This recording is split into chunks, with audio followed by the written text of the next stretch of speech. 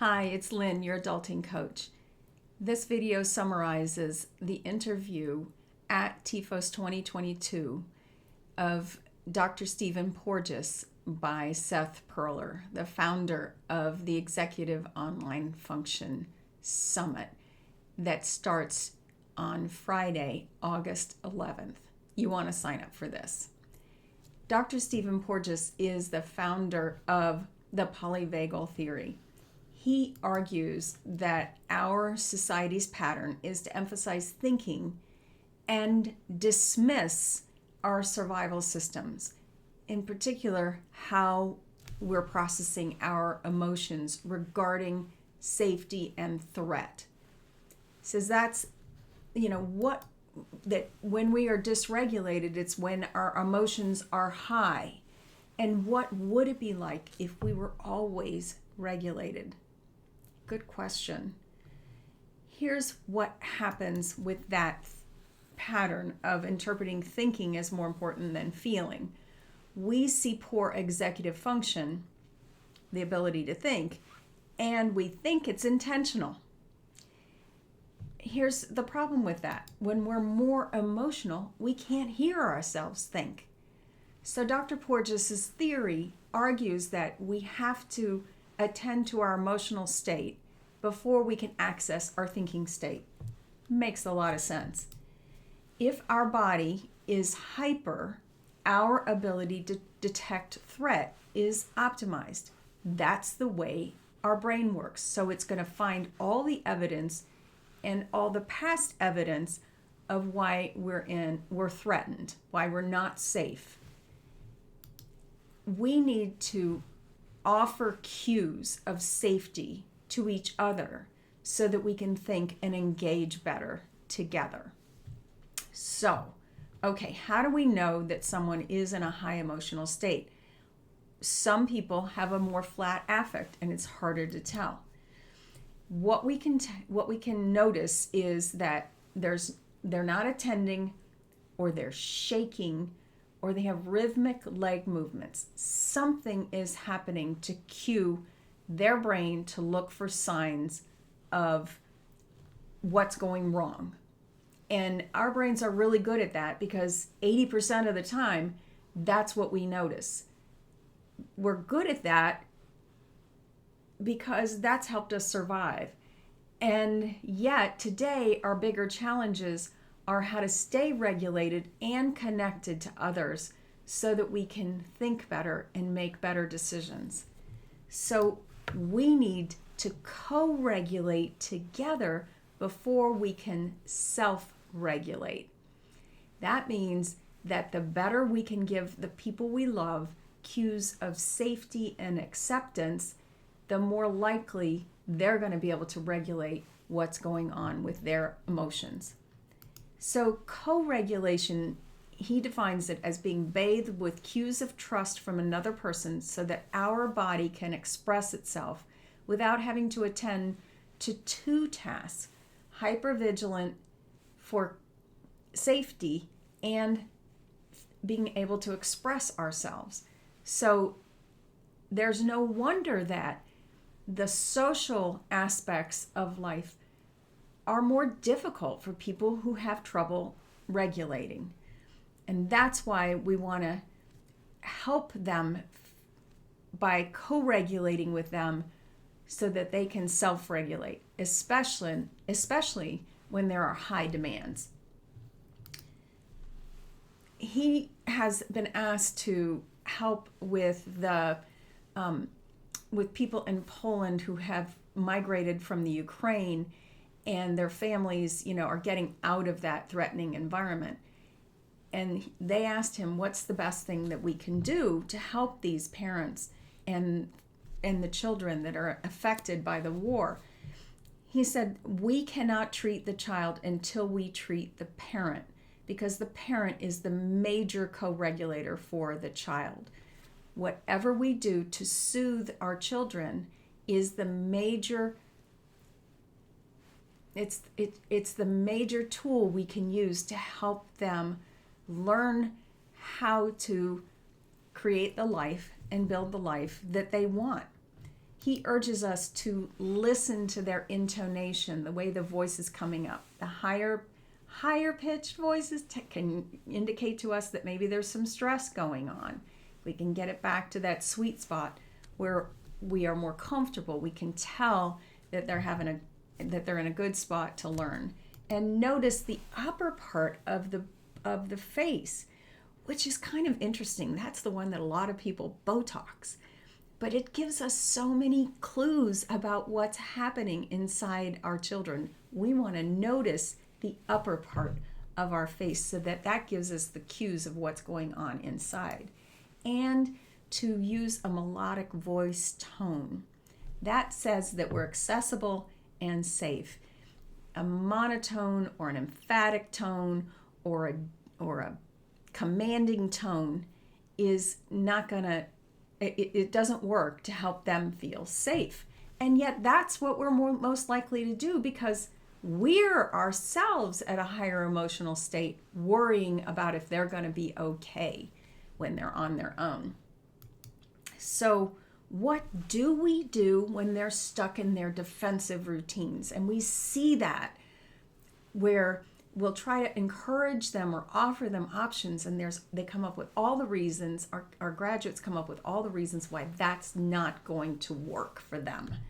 So he suggests that they are stuck in a script that justifies being defensive. Makes sense.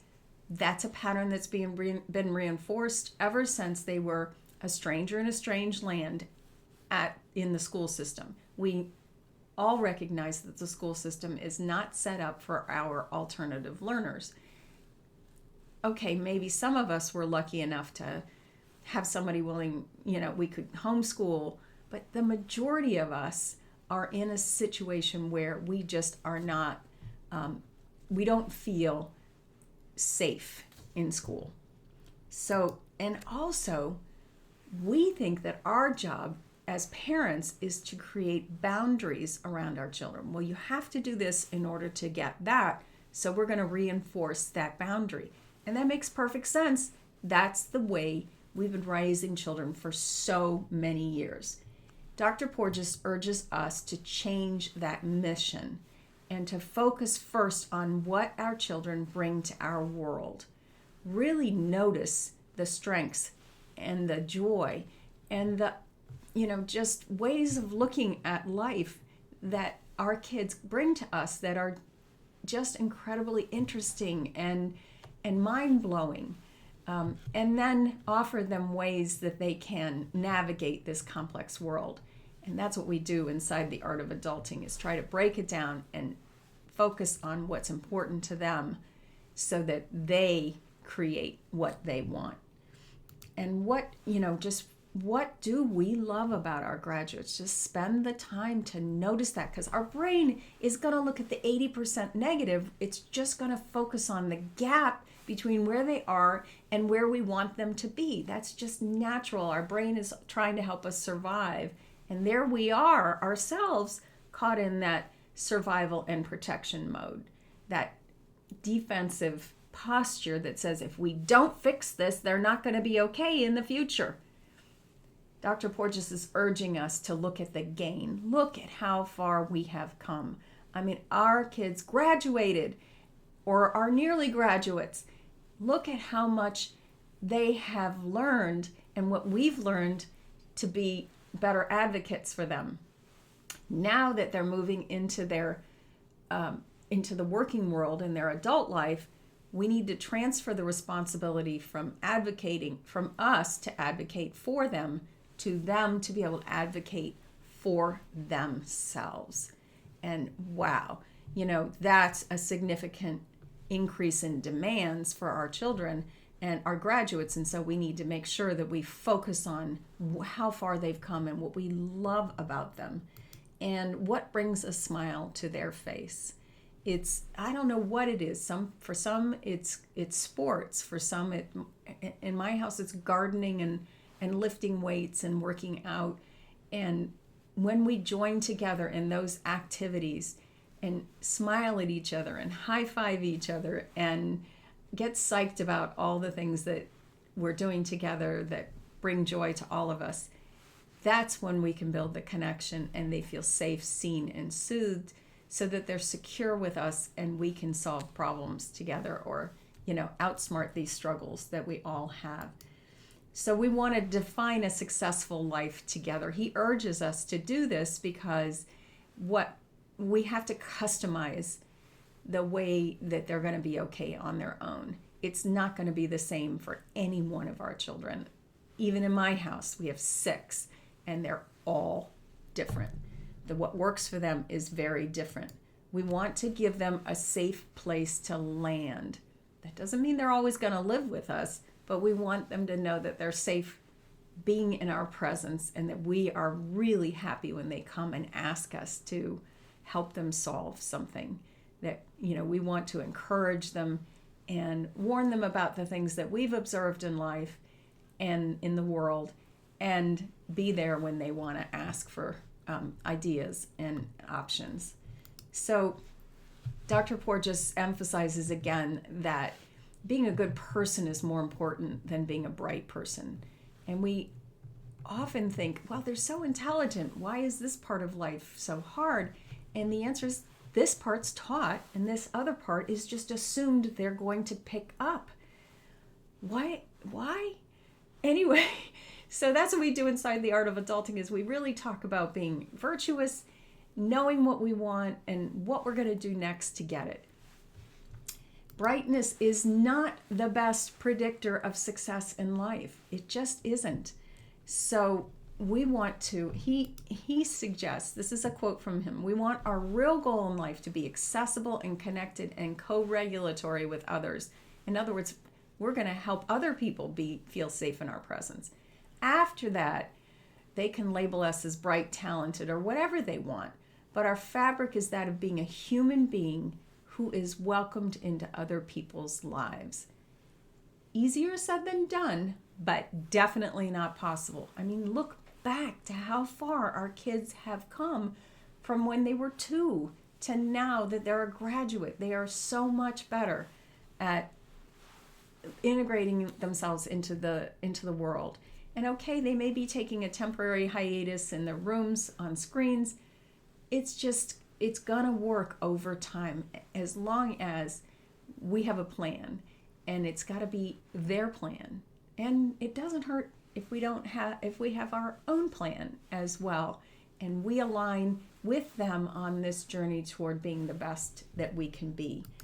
So he urges us to self-witness our own state when we're trying to discuss options with our kids and try to solve problems and look at the future and make sure that they're going to be okay on their own. And then witness what's going on with them. Provide the space that says, you can tell me what's going on in your life. So again, he emphasizes doing something pleasant together. Happy equals safe. Doesn't mean we need to co-regulate them all day long.